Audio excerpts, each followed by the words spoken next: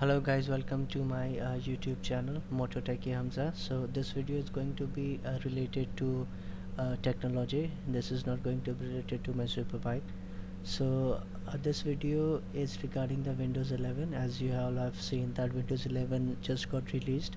So if you have already installed a Windows 11 on your PC and you want to create an account, for example you are just one user and you want to add multiple user, this is a simple step on how to do it. So let's get started. First of all, what you have to do is click on this start button. Once you open the start button, you have to go to the setting. Right, once the setting loads up, you have to go to the accounts. Okay, accounts is on the left side, and then you have to go to the family and other users. Right, after that there is this option add other user. You can go there and add other users. So basically it's going to ask for a Microsoft account. If you don't have a Microsoft account, you don't have any problem. You just have to click this. Right, it will take you to the next page, and then at the end you have to go here which says add a user without a Microsoft account. If you want to add a user who already have a Microsoft account, you can type in here and it will get added.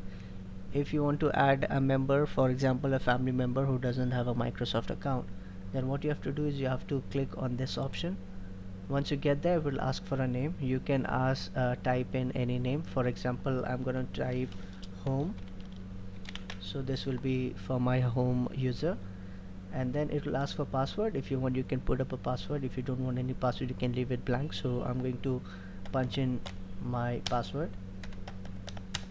Then it's going to ask for the security questions. You have to fill in there, but for this video I'm just leaving it like that without any password, and I'm clicking next here.